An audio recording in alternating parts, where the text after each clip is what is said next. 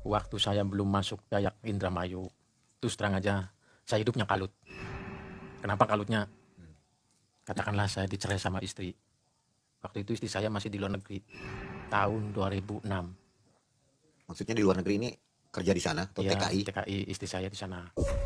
Nah, namanya juga istri di luar negeri, saya di kampung, ya biasalah urusan kiriman sama mertua. Nggak apa-apa saya ceritain sama mertua. Lambat laun, dapat sekian tahun, akhirnya sering keluar rumah, sama mertua saya diusir, terus dicerain, istri saya marah-marah, terus saya nggak kuat mang, batin saya. Di mulut saya ngomong, wah kuat lah saya ngelakuin ini kuat. Tapi batinnya drop, istilahnya memorinya kena. Dulu dulu kesibukan saya masih nyupir, supir taksi lah di Jakarta.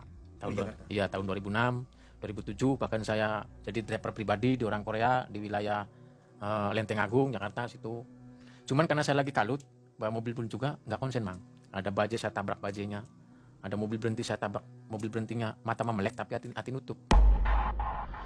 Karena itu tadi mang, mikirin ya itu tadi waktu diusir sama mertua. Kalut ya pikiran. Kalut, bener-bener kalut, bener-bener wah memori ngeblank mang. Kalau kata orang Jawa mah diusir, dicaci maki dan disupatani. Apa tuh supatani bahasa? Sumpah. Ya disumpah. Misalkan, "Hei kamu lari ngalor, ketabrak motor, lari ngidul ketabrak sepur. Ya, saya mau nggak sudi punya mantu kamu, anu. Wah nggak enak mang, bener nggak enak. Pokoknya pedas ya. Sakit hati banget mang. Saya nerima, mungkin saudara-saudara saya nggak nerima. Saudara batin saya nggak nerima. Nah akhirnya singkat cerita saya ngomong sama ibu saya.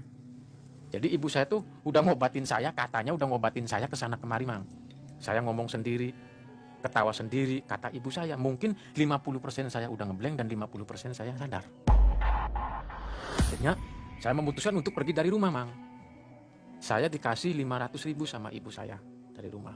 Mak, pak, waktu itu bapak saya masih hidup, cuman udah hilang pendengaran. Saya izin, saya basuh kakinya pakai air kembang, terus saya airnya diminum, tak masukin ke aqua, digembol buat jalan. Saya izin, saya mau jalan kaki dari rumahnya si mak dan si bapak. Mau kemana? Mau cari adem-adem, mau cari jati diri saya. Mau kemana pokoknya. Ya ngulon-ngulon terus lah mak. Intinya minta doanya biar saya waluya jati, biar saya maju selamat, pulangnya selamat. Orang tua nangis, kedua-keduanya, bahkan adik saya pun juga nangis waktu itu. Saya sempat ngenes mang.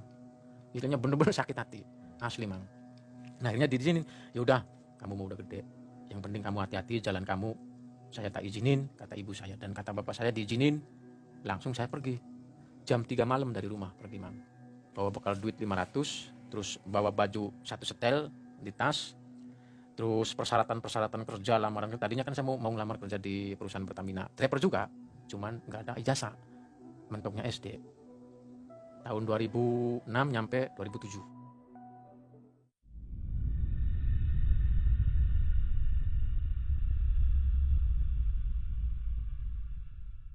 Nah akhirnya jalan kaki, pokoknya kosong mang pikiran tuh, karena kalut, bener-bener kalut, kosong pikiran. Tapi kosong, tapi masih ada rasa takut. Takutnya diular saja mang saya tuh mang. Kalau istilahnya binatang gede mah mungkin tahu lewatnya, kalau di ular itu nggak tahu lewatnya, takut keinjak. Itu nggak nelusuri jalan raya nggak? Kadang nyusuli jalan gede, kadang lewat perkampungan. Nah akhirnya lama-kelamaan saya pulang lagi. Mungkin masih belum pas lah. Pulang lagi ada yang ngasih tahu. Udahlah kamu katanya kalau pengen cari adem-adem ke sono aja, ke Kecamatan Losarang. Itu ada suatu perkumpulan yang dibilang namanya orang Dayak. Setelah sampai di mana itu? Belum nyampe ke perbatasan Subang mang. Saya Masih dekat ya? Masih dekat Indramayu, masih jalan-jalan biasa. Ada teman ngasih tahu. Nah dari rumah saya berangkat lagi jam 4 sore, jalan kaki dikarenakan dekat, lewat Tanggul kali aja mang, saya ngalur.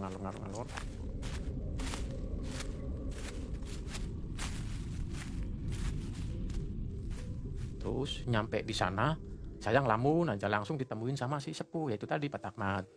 Waktu rumahnya belum di pinggir kali, masih di dalam gerbang Padepokan. Ditanya, kamu orang mana? Saya orang Desa Rajayang. Cuman sepuh saya ngomongnya grenyek. Kenapa? Wah panas ya batuk kira ya. Kalau kata ini mah, kenapa sih kamu? Ini kamu panas Pak, ininya ngebleng ya. Iya Sun Pak. Wah ini kamu banyak masalah ya. Iya Pak, waktu itu saya mangan sehari cuman pisang satu mang. Kayak itu kadang masuk kadang enggak, paling air aja. Kurus dulu mang saya, badannya asli kurus, ini udah gemuk. Nah ditanya, Nah, nyampe di situ kirain saya mah mau diapa-apakan, Mang. Ternyata di situ dikasih makan, Mang. Penuh. Satu baskom kalau kata saya, Mang. Sambal dikasih, nasi dikasih, dicampur sayur udah habisin. Biar cepet pinter, biar cepet gemuk. Tuh kamu tuh udah parah. Iya, Sun, Pak. Nang apa sih? Ya nggak tahu, Sun, Pak. Saya mah lagi nggak enak hati aja. Ya wis. Pas makan adus ya. Habis makan, kamu mandi. Habis mandi, kamu tidur aja biar tenang. Dikasih makan. Ternyata di sono suruh makan tidur. Tapi dengan kesendiriannya, Mang, lama-kelamaan agak adem. Nyampe mundak tahun 2011. Begitu bergabung ke situ, nggak heran dengan komunitas itu, dengan kelompok itu, Dulu takut, Mang, terus terang. karena nggak pakai baju segala Ya, macamnya. hitam-hitam, gondrong-gondrong. Nggak ditanya ini aliran apa gitu atau tempat apa. Saya diem aja, Mang. Cuman waktu saya duduk di pinggir kali, ya itu tadi ada temen yang bikin aksesoris. Saya deketin orang tua tersebut, rambutnya putih panjang. Dari mana? Saya dari Desa Rejeyang. Di mana sih Desa Rejeyang? Ternyata dia Dermayu Wetan, Balongan. Ini deket, paling 3 kilo dari sini. Oh ya. Saya cerita sama yang lama-lama di situ. Dulunya takut. Setelah saya ngobrol sama yang satu orang itu, ternyata asik, Mang, ngobrolnya. Jadi saya hilang rasa takutnya, malah saya pengen berbaur, malah saya niat hati saya pengen bergabung. Waktu itu saya gabung tahun 2010, Mang. Main nyampe tahun 2011.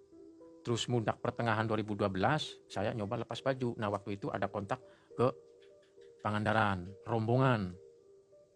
Pagi Jumat Kliwon ke Pangandaran rame-rame. Ada yang motoran, ada yang mobilan. Saya ikut lepas baju. Katanya, udah kamu lepas aja bajunya, biar enak.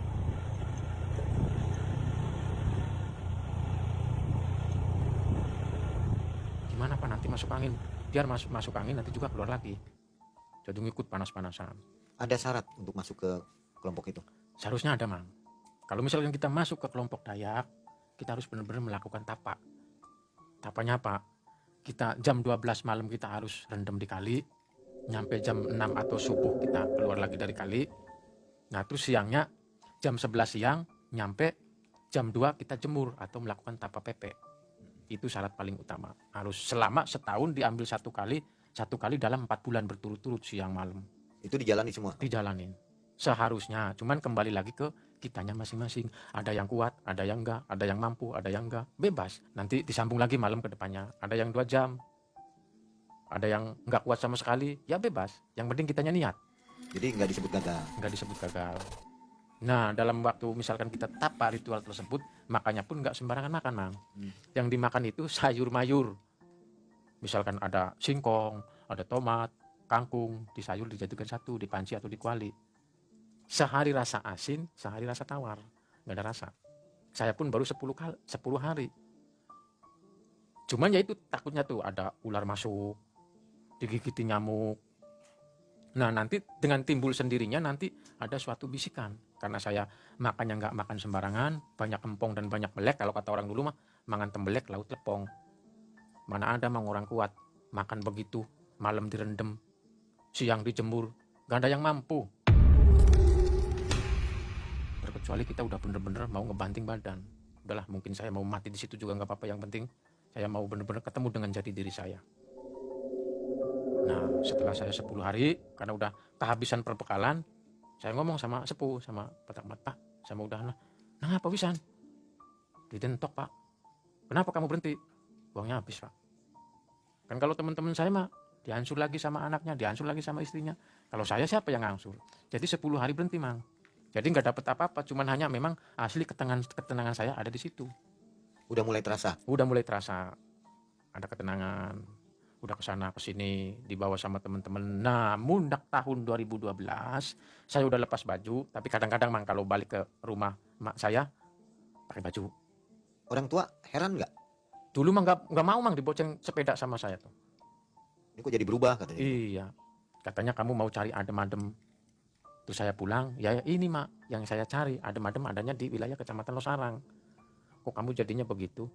Ya pengennya saya begini, Mak. Ternyata lama-kelamaan rima. Dulu mah nggak mau dibonceng sama saya. Dulu kan masih pakai sepeda. Ngarit padi juga pakai sepeda.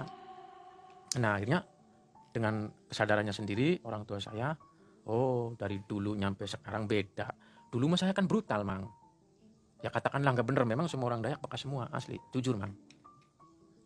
Bekas pengwarung, bekas pembunuh, copet, bajing loncat, asli. Dan saya yang dirasakan sendiri pun bekas nggak bener. Jiwa pemabok semua, tarung semua, karena ada isian di badan saya.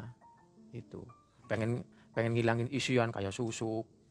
Karena kan saya hidupnya di Jakarta, tarung terus di Jakarta bawa taksi. Itu pakai isim, jimat atau Ada dibeli sendiri? Ada besel, ada yang dimasukin, ada yang ditelen, ada yang ditancapin di sini, pengasian lah. Ada yang lewat puasa juga? Enggak Nggak ada ya? dapat beli semua. isi.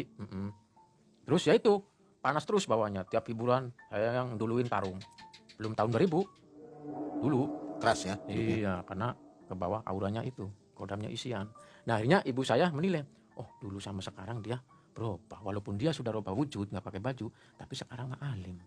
Terus dia istilahnya nggak tertawa sendiri, bahkan nggak nangis sendiri. Oh mungkin ini jalannya dia. Akhirnya lama-kelamaan ibu saya nerima. Saya pulang. Meskipun keyakinan sudah berubah? Iya, meskipun keyakinan sudah berubah. Yang tadinya Islam, sekarang keyakinan. Ya, percaya. Nggak marah besar itu? Enggak. Aslinya ibu saya benar-benar nerima dengan keadaan saya seperti ini. Bahkan saya minta izin lagi, Mak. Saya minta izin, saya mau ikut gabung sama Dayak Losarang. Ya udahlah, terserah kamu. Yang penting kamu istilahnya bener, jangan kayak dulu lagi. Iya, Mak.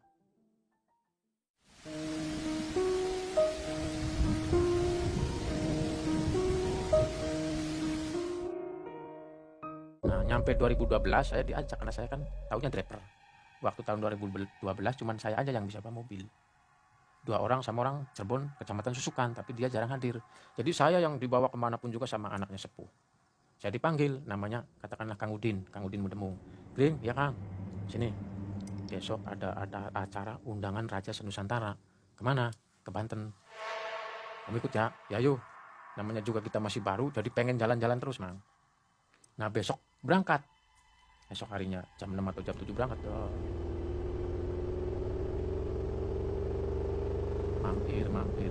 Mampir nyampe sana sore.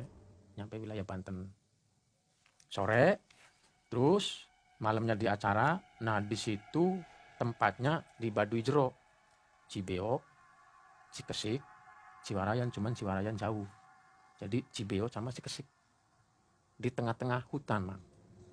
Itu acara Raja Senusantara. Banyak yang datang? Banyak. Seluruh raja dari berbagai penjuru. Dari Kalimantan, dari Jawa Timur, Jawa Tengah. Ya adat-adat busana kerajaan. Nah saya dari Indramayu. Nah yang undang orang dari sana. Orang dari Banten. Nah itu pun dalam perjalanan saya kadang-kadang sok mikir. Masa anaknya sepuh, tukang mabok, brutal. Ini memang brutal. Asli saya pun juga brutal. Kok saya diundang-undang ke sini? Ini punya apa sih aslinya anaknya sepuh?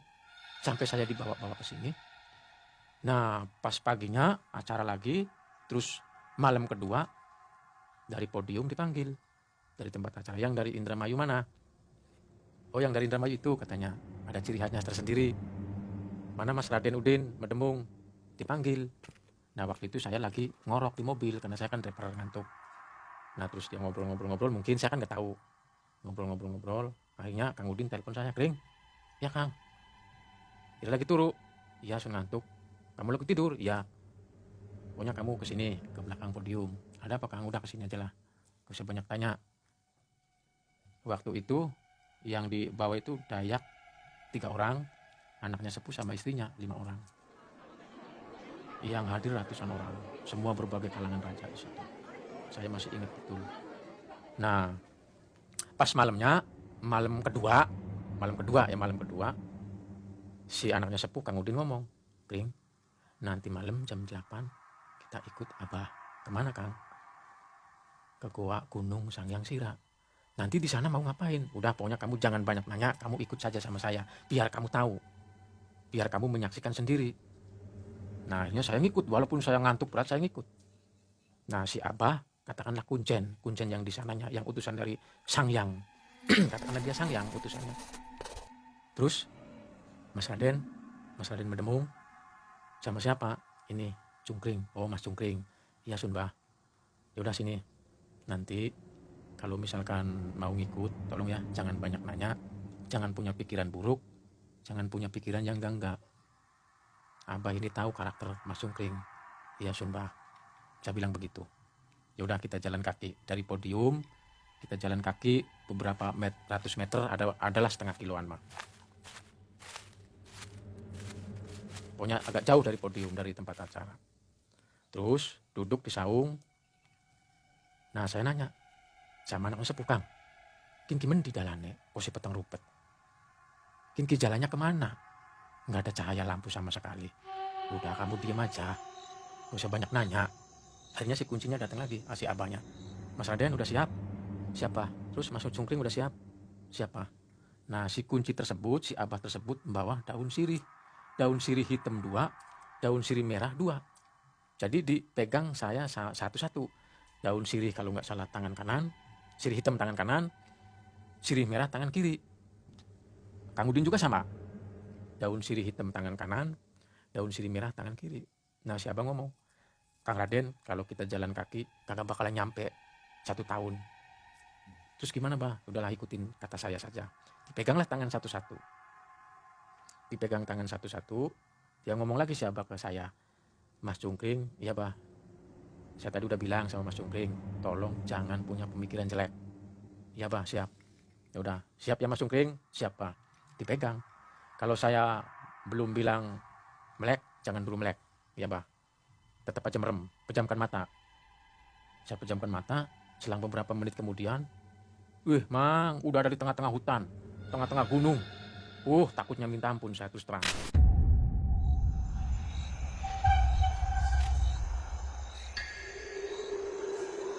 Cepet gitu ya. Iya, kayak di film, secepat kilat itu mang. Nggak tahu naik apa, pakai kereta apa, saya nggak tahu sama sekali.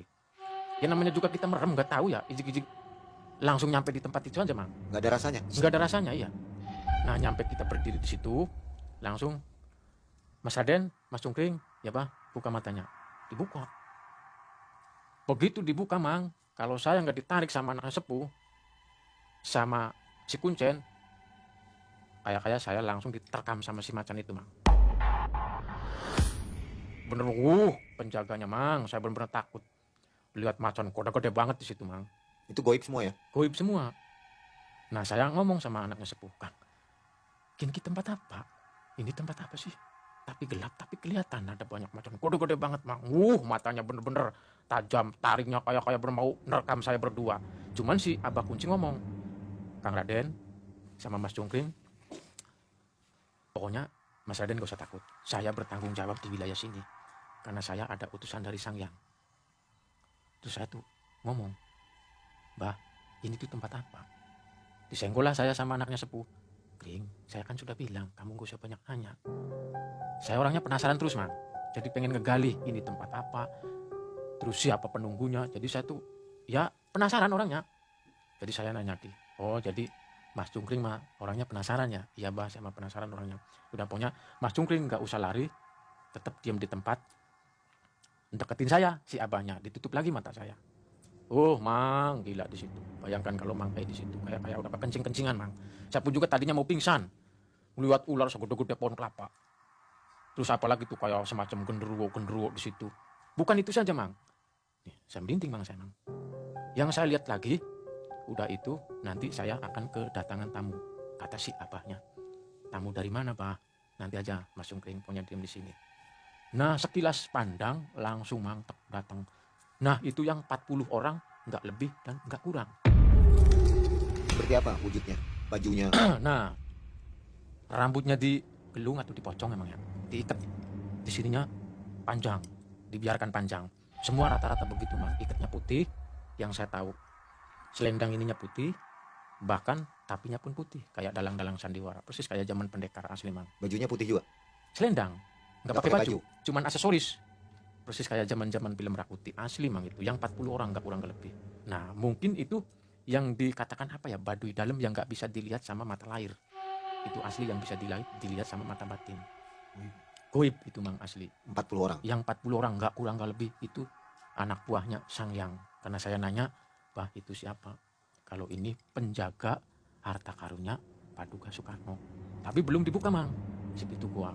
Dia berdiskusi dulu si Abah sama si yang 40 orang. Bahkan yang 40 orang herannya nih mang, terus terang herannya sama saya dan sama Abah Kunci dan Kang Udin, dia nunduk-nunduk salaman. Terima kasih Mas Raden udah datang ke sini dirangkul lagi. Berturut-turut sampai ke saya, sampai muter. Asli mang, enggak kurang enggak lebih 40 orang. Saya nyata lihat kepala saya sendiri dan mata saya sendiri. Akhirnya Selang kemudian udah bersalaman, udah ngomong terima kasih Mas Raden udah datang ke sini, Mas Jungkring udah datang ke sini. Akhirnya si kunci sesembahan ke depan gua, bahkan ke depan gunung. Ini mang yang saya jadi aneh lagi mang. Persis kayak di film-film mang, pakai tangan satu.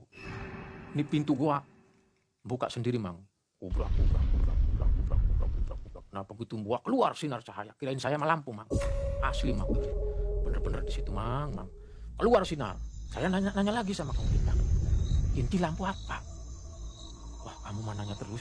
Ya tadi lawang gua batu dibuka keluar sinar. Takutnya ketahuan dari sana. Dari desa sana, desa bawah. Pikir saya begitu mang. Ternyata si Abah Kunci ngomong, Mas Jungkring tenang aja. Ini kagak bakalan dilihat oleh alam manusia. Ini aslinya alam goib. Nah inilah harta karunnya Paduka Soekarno. Dan inilah penjaga-penjaganya. Terutama yang 40 orang. Terus macan begitu banyaknya mang, gede-gede mang, istilahnya kalau ini masa pengen kencing di situ, kencing di situ mang, terus terang, bener-bener gilang liatnya. Kalau nggak ada si Abah mah, lagi pula kalau nggak dibawa si Abah, mana mungkin saya nyampe ke situ, ke alam goib. Saya nanya lagi mang, saya orangnya penasaran, terus terang, bah, kalau misalkan kita jalan kaki, nyampenya berapa hari, berapa minggu dan berapa bulan? Ini bener-bener Mas Jungkring ya, selalu penasaran orangnya. Ini Mas Jungkring, saya ini terus terang ngomong ya, manusia biasa bahkan dia sakti kayak apa kagak bisa nembus ke wilayah ini. Nah saya berpikir ini ada pintu belakangnya enggak. Terus terang mang, saya punya pikiran jahat, punya pikiran jelek. Ini ada pintu belakangnya enggak ini gua. Belum saya ngomong begitu, udah ketahuan Mas Jungkring. Saya kan tadi udah bilang, jangan punya pikiran jelek. Ketahuan Mas Jungkring. Mas Jungkring ini mau ngomong begini, ya bah maaf ampura, ya nggak apa-apa.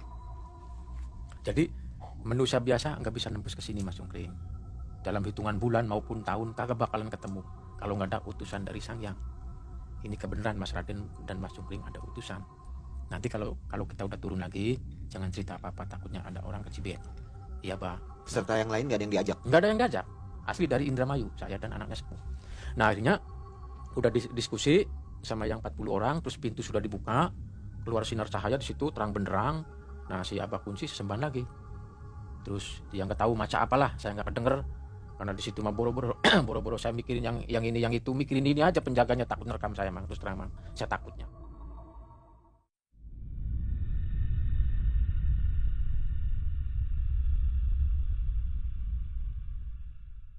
Nah akhirnya dia sudah sesembahan, mungkin dia sudah izin sama Kruhun atau sama Sang Hyang, dipersilakan saya masuk sama Kang Udin. Ayo Mas Raden kita masuk ke dalam. Udah diperbolehkan. Akhirnya saya bertiga masuk. Yang 40 tetap di luar gunung atau di luar gua. Sinar mang. Nah begitu masuk di situ, bener-bener mang harta karun. Bukan main banyaknya, lempengan emas bertumpuk-tumpuk. Duit Soekarno mungkin ya di dalam kotak ada kali panjangnya semeter, terus lebarnya 40 sentian lah. Dibuka sama si kunci. Nih Mas Raden, ini duitnya Paduka Soekarno. Dipegang-pegang sama dia, saya suruh megang-megang mang, asli. Timbul saya pikiran jahat. Disenggol lagi saya sama si abahnya. Mas Jungkring, saya kan tadi udah bilang jangan punya pikiran jahat. Coba bayangin sama Mang E. Kalau misalkan Mang E nemu harta karun begitu, pasti punya pikiran jahat. Saya sama seperti saya, walaupun saya udah ditegur beberapa kali, tetap pikiran jahat saya muncul. Orang lihat duit bertumpuk-tumpuk, emas gemplengan, belendongan banyak di situ mang, berceceran di tumpuk-tumpuk. Itu uangnya kepingan? Kepingan. Kepingan. Kepingan ada, kertas pun juga ada di dalam peti. Kepingan belendongan yang bolong tengahnya mang. Uang Cina itu ya? Ya nggak tahu, pokoknya gambar Soekarno semua. Yang warna merah juga? Ya warna merah, tapi saya sempat nanya, Mbah, mohon maaf, ini saya mau nanya lagi, mungkin saya nanya yang terakhir. Ya nggak apa-apa Mas Jungkring. Ini kira-kira ini uang kalau misalkan dibawa ke sana kira-kira berlaku nggak? Nah si Abah nanya, kalau masalah uang belum berlaku, nanti ada pengesahannya. Nanti, nah si Abah pesen, nih Mas Raden dan Mas Jungkring, nanti pada saatnya, nanti dan pada tahunnya nanti uang ini bakal dibagi-bagikan ke masyarakat luas, khususnya masyarakat Indonesia. Tapi masih dalam pengawasan karena ini uang masih belum sah. Kata uang apalah saya juga nggak ngerti. Ada gambar Soekarnonya ya? Ada. Di uang kertas. Cuman saya nggak dibulak dibalik, cuman ngeliat megang-megang di dalam peti aja. Nah setelah keliling, ada kali 1 jam atau setengah jam lamanya. Yang saya anehkan lagi mang, di dalam gua lamanya mungkin sekian abad atau mungkin sekian ratus tahun, itu duit dan gempengan emas itu nggak ada sama sekali debu. Mulus semua, bagus semua. Emasnya berkilau ya. Oh, ya bercahaya semua emasnya itu. Bahkan ada setrika emas di situ, ada yang masih gambar apa tuh, jago kalau nggak salah ya. Asli setrika emas. Banyak gelempeng-gelempeng situ bertumpuk-tumpuk di situ. Ya bahkan batu akik yang keluar sinarnya juga ada. Batu akik yang keluar cahaya di situ. Bagus-bagus semua, Mang. Saya punya pemikiran jelek lagi, Mang. Ini gua ini ada nggak ya pintu belakangnya? Kalau ada, Masih berpikiran. iya, kalau ada pintu belakangnya, suatu saat akan saya tanjakin gunung ini. Padahal tadi udah diomongin sama siapa. Jangankan orang biasa, bahkan orang pintar, siapa orangnya kagak bakalan nembus ke wilayah sini. Tapi tetap aja saya punya pemikiran jelek. Akhirnya dimarahin lagi sama siapanya. Mas Cungkring, udah Mas Cungkring punya poin, jangan punya pikiran jelek. Oh ya Pak, ampun apa? Ya nggak apa-apa. Sabar sekali tuh siapanya ngurusin pemikiran saya itu. Keliling. Nah akhirnya siapa? Ngambil kasang kecil warna hitam. Apa? Ambil apa? Ngambil kasang kecil. Kasang Seperti ini nih. kantong. Ya kantong kasang warna hitam nih. Tapi kurang kecil sih. Pokoknya kecil lah. Ya. Nah dikasihkan sama anaknya sepuh. Nih Mas Raden, ini nanti oleh-oleh sampean, oleh-oleh Mas Raden. Tapi tolong ya, jangan dulu dibuka sebelum udah di alam manusia, udah di bawah sana. Dikasihkan ke saya, Kring, pegang. Saya masukkan lagi ke kasang gede. Saya kan kalau jalan-jalan jauh kan pakai kasang ini, ditaruh di dalamnya. Pak, ini isinya apa? Nanti aja Mas Cungkring, dibukanya di bawah sana. Nah terus udah kita keluar adalah setengah jam keliling di situ ya, sekitaran itu aja Mang. Tapi bener-bener cahayanya Mang keluar semua. Saya pikiran ini lampu dari mana, bahkan ini keluar sinar semua, ini baterainya di mana. Tahu-taunya yaitu berlian, batu, emas, keluar cahaya semua Mang. Nah akhirnya saya keluar. Terus yang 40 itu nunduk lagi. Nah si Abah Kunci keluar. Udah ya Kang Udin, Mas Raden, dan Mas Cungkring, semuanya udah jelas. Saya titip pesan ke Mas Cungkring dan Mas Raden. Pesan ini amanah dari Paduka. Pokoknya jangan disalahgunakan. Nanti ini bakal dibagi-bagikan. Entah Mas Raden ataupun siapa nanti bakal diundang lagi. Nah akhirnya ya itu yang saya heranin, yang saya anehin tuh Mang. Batu bisa jalan persis kayak di film-film. Kubrak. Nutup lagi udah gelap gulita. Mulai lagi suara binatang malam keluar lagi. Ngeri Mang, sumpah bener-bener ngeri. Nah akhirnya si Abah Kunci tersebut diskusi lagi sama yang 40. Diskusi dulu mas salaman nunduk. Nah begitu salaman terakhir berdiri sambil ngerangkul, terima kasih Mas Raden sudah datang ke sini. Semoga selamat sampai tempat tujuan. Begitu Mang bilangnya. Terus muter lagi. Nah akhirnya Abah Kunci diskusi lagi sama yang 40, nggak tahu sambil baca-baca apa. Saya diem berdua sama Kang Udin. Udah dipegang lagi saya berdua. Mas Raden, ya Bah, Mas Cungkring ya, udah siap ya. Kita turun lagi ke bawah. Ngomongnya begitu, kita turun lagi ke bawah. Padahal itu dunia gaib Mang. Nah akhirnya dipegang lagi, pejamkan mata. Kalau saya belum ngomong, Mas buka, jangan dulu dibuka, ya Bah. Spontanitas nyampe di saung tadi Mang, waktu kita meeting. Nah terus duduk bertiga nih. Nah Mas Raden silahkan dibuka.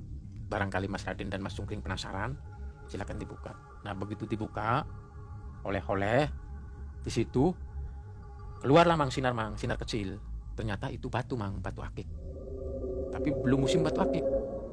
Sinar torok, ada merah, ada putih, ada kuning. Nah ternyata yang Kang Udin ambil itu 3 biji batu akik. Gak tau lah, pokoknya nyala semua Mang. 3 biji koin gelondongan yang bolong tengahnya, 3 biji kepingan emas tapi kecil-kecil, 3 biji apa tuh yang muter yang hitam tuh, rantai babi apa tuh yang ada bulunya itu. Nah terus 3 biji lagi caling macan atau caling babi. Jadi semuanya 3 Mang. Nah si Abah ngomong, pokoknya Mas Raden jangan bilang-bilang di tempat sana ya, nanti orang pada cemburu sosial, cepet-cepet simpen. Pokoknya Mas Raden dan Mas Cungkring cepet-cepet turun ke bawah, jangan yang nengok ke belakang. Nah saya nih berpikiran, kok nggak boleh nengok ke belakang, ada apa ini? Ternyata sebelum beberapa langkah kemudian saya nengok ke belakang, disenggol saya sama si anaknya sepuh. Kring, jangan dulu nengok ke belakang. Saya makan penasaran. Ternyata tengok ke belakang, itu si Abahnya nggak ada. Saya pikiran lagi, Kang, berarti ini apa, ini bukan orang sembarangan. Dia anu ngomong, "Ya abahku utusan sing kana sing sayang." Jadi agak berdebat, Mang. Saya kan udah bilang, "Abah itu utusan dari Sangyang." Itulah Sangyang siapa, Mang. Yang penting saya mintinya dibawa. Cuman tiap kali perjalanan, jadi mikirin anaknya sepuh. Punya apa sih dia? Nah, balik ke alam manusia di tempat acara. Jam berapa Mang nyampe situ? Jam 2 malam atau hampir jam 3. Tadi jam 8. Nah, begitu jam 3 udah sepi acara. Saya tidur di mobil. Kang Udin masih ngobrol. Ditanya, "Nih habis kemana?" Enggak, biasa aja main-main jadi warung. Padahal mah dibawa sama siapa. Saya tidur di mobil. Keesokan harinya pulang. Nah, pulang mampir sore, terus malam nyampe Padepokan, nyampe Indramayu sehabis subuh. Tahu sama sepuh, "Ring, wis teka?" "Iya Pak." "Udah pulang?" "Ya." "Jam berapa aja?" "Ya iki sun Pak nembe mentok, barusan nyampe." Ndi Udin." "Ika sun Pak, balik arep turu. Mau tidur." "Suruh sini." Coromene Udin. Kan sepuh saya mau ngomongnya gerinyak, Mang. Suruh sini." Saya balik lagi ke rumahnya Kang Udin. Kalau Kang Udin kan bisa di depan Padepokan. Kang Udin ditanyain sama bapak, suruh ke sana, dipanggil. "Kenapa sih Kring? Kita pengen turu ngantuk." "Kenapa sih manggil-manggil bae ku? Gak tahu sun dipanggil sama bapak." "Ayo sun gagian penting, karena kita sing dumbangi, entar saya yang dimarahin." Mangkat Kang Udin, saya di belakang. "Duduk kamu, duduk." Ditepak Mang begininya, Mang. Blok. Keluarlah batu merah, Mang. 2 biji glundung. Jatuh ke comberan. Dari siapa? Raden itu. Dari si Raden, mulutnya Kang Udin. Asli saya tahu itu sendiri, menyaksikan sendiri. Itu nyampe ke Padepokan. Kecomberan begitu buteknya, hitamnya, spontanitas jadi merah semua, Mang. 2 biji batunya. Itu dari mana batunya? Dari mulutnya Kang Udin. Ngambil atau mencuri? Dari mana? Mungkin dia mencuri dari bapaknya. Pas sepuh saya lagi tidur katanya. Kata si bapaknya, "Kamu bandel," katanya, Din. Pas giliran saya lagi tidur, lolos dari raga saya, langsung disaut sama Kang Udin. Memang waktu itu Kang Udin sama, kekuatannya juga hebat, punya banyak anak buah. Jadi diambil, spontanitas disaut sama Kang Udin, langsung ditelen di mulutnya Kang Udin, masuk ke dalam. Pas waya aya ada undangan, kelihatan dari sana ya Kang Udin yang kelihatan, bukan sepuh saya. Ternyata itu, "Pak, ini batu apa?" "Udah kamu gak usah banyak nanya." Diambil sama sepuh saya, dicuci di dalam paso yang banyak airnya, yang bersih-bersih. Spontanitas 3 paso penuh dengan air bersih, merah semua, Mang. Saya nanya, "Pak, itu batu apa?" Yakin asli batu merah delimanya Paduka Soekarno. Begitu bersih, itu merah semua, Mang, asli, Mang. Kecomberan, bahkan air bersih merah semua, spontanitas. Ditelan lagi sama sepuh saya. "Kamu belum waktunya, Din. Kamu mah bener-bener nakal. Gak bener kamu mah. Takutnya barang tersebut